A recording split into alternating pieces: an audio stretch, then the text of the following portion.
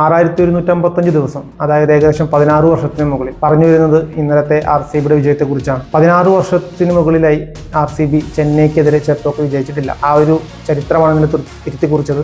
ഈ IPLലെ RCBയുടെ രണ്ടാമത്തെ ജയം. ഒരു 16 വർഷമായിട്ട് CSK പോലൊരു ടീമിനെതിരെ വിരാട് കോഹ്ലിയുടെ നേതൃത്വത്തിൽ RCB ചെന്നൈയിൽ ചെപ്പോക്കിൽ ജയിച്ചിട്ടില്ല എന്നുള്ളത് ഈവൻ എന്നെ സംബന്ധിച്ചിടത്തോട്ട് പോലും വളരെ ഷോക്കിംഗ് ന്യൂസായിരുന്നു. ആ ഒരു മാച്ചിന് ശേഷം അങ്ങനത്തെ സ്റ്റാറ്റ്സ് കണ്ടത് വളരെ ഷോക്കിംഗ് ആയിരുന്നു. അത്രയും 2008 അവർ അവസാനമായിട്ട്, അതായത് IPLന്റെ ആദ്യത്തെ എഡിഷൻ, അപ്പോഴാണ് ചെന്നൈനെ അവരുടെ തട്ടകത്തിൽ RCB അവസാനമായി തോൽപ്പിച്ചത്. ഇന്നലത്തെ മാച്ചിലേക്ക് വരികയാണെങ്കിൽ ടോസ് ചെന്നൈക്കായിരുന്നു. അവർ RCBയെ ബാറ്റിങ്ങിന് അയക്കുകയായിരുന്നു. ഈ ഒരു സീസൺ IPLലെ ട്രെൻഡ് അത് തന്നെയാണ് എല്ലാ ടീമും ഫോളോ ചെയ്യുന്നത്. ഓൾമോസ്റ്റ് എല്ലാ ടീമും ഫോളോ ചെയ്യുന്നത് ആദ്യം ടോസ് കിട്ടിയാൽ ഏത് ടീമിനെ ബാറ്റിങ്ങിന് അയക്കാം.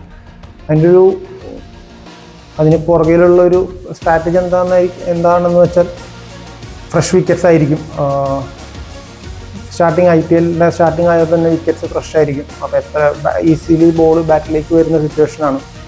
അപ്പോൾ ഓപ്പോണന്റ് ടീം എത്ര സ്കോർ ചെയ്താലും അത് സെക്കൻഡ് ചേസ് ചെയ്ത് മറികടക്കാം എന്നുള്ളൊരു പ്ലാനിങ്ങിലായിരിക്കും എല്ലാവരും അത് ഫസ്റ്റ് ടോസ് കിട്ടിക്കാൻ ബോൾ ചെയ്യാൻ പ്രിഫർ ചെയ്യുന്നത്. ഇന്നലെ CSK അത് തന്നെയാണ് ചെയ്തത്. പക്ഷേ ഇന്നലത്തെ ചെപ്പോക്കിലെ മാച്ചിനെ സംബന്ധിച്ചിടത്തോളം പൊതുവേ ഒരു സ്പിന്നർ ഫ്രണ്ട്ലി വിക്കറ്റാണ് ചെന്നൈയിലുള്ളത്. അങ്ങനെ സിറ്റുവേഷനിൽ രണ്ടാമത്തെ മത്സരത്തിലും ടോസ് കിട്ടിയതിന് ശേഷം എതിർ ടീമിനെ ബാറ്റിങ്ങിന് അയക്കാൻ അതിൻ്റെ പുറകിലുള്ള കാരണം എന്താണെന്ന് ആലോചിക്കേണ്ടിയിരിക്കുന്നു.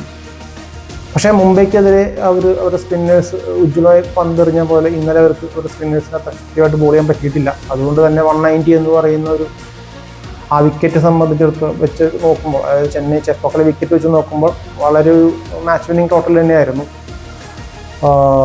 അതിനോടൊപ്പം തന്നെ അവർ ഫീൽഡിൽ നടത്തിയ ചില പിഴവുകൾ, രജത് പട്ടിദാറിൻ്റെ ഒരു ക്യാച്ച് വളരെ ക്രൂഷ്യലായി, അദ്ദേഹം ഒരു വെരി ക്വിക്ക് ഒരു 50 സ്കോർ ചെയ്തിരുന്നു.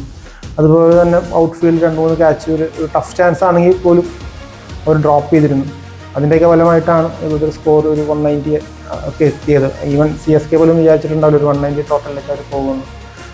മെയിനായിട്ട് അവർ ബാക്ക് ഫുട്ടിലാക്കിയത് അവരുടെ സ്പിന്നേഴ്സിൻ്റെ ഒരു മോശം പ്രകടനം തന്നെയാണ്. അശ്വിനായാലും ജഡേജ ആയാലും നൂർ അഹമ്മദാണ് ബെറ്ററായിട്ട് ബോൾ ചെയ്തിരുന്നില്ല.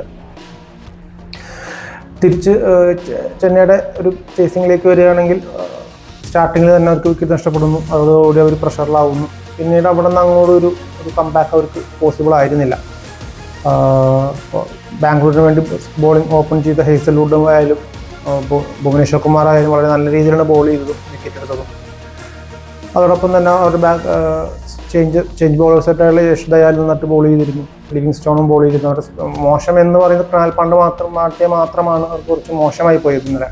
പിന്നെ എനിക്ക് പേഴ്സണലി തോന്നിയ ഒരു കാര്യം ചെന്നൈയുടെ ഒരു ബാറ്റിംഗ് ഓർഡറാണ്. അതായത് 3 വിക്കറ്റ് പോയി നിൽക്കുന്ന സിറ്റുവേഷനിൽ ശിവം ദുബെ ബാക്കിലുള്ളപ്പോൾ ഇറങ്ങാനുള്ളപ്പോൾ അവർ സാം കറനെയാണ് പ്രൊമോട്ട് ചെയ്ത് ഇറക്കിയത്. സാം കറൻ സ്പിന്നേഴ്സിനെതിരെ എത്ര എഫക്റ്റീവാണെന്ന് സംശയിക്കേണ്ടിയിരിക്കുന്നു. ഇന്നലെ സ്പിന്നർക്കാണ് അദ്ദേഹം വിക്കറ്റ് നൽകി പോയത്.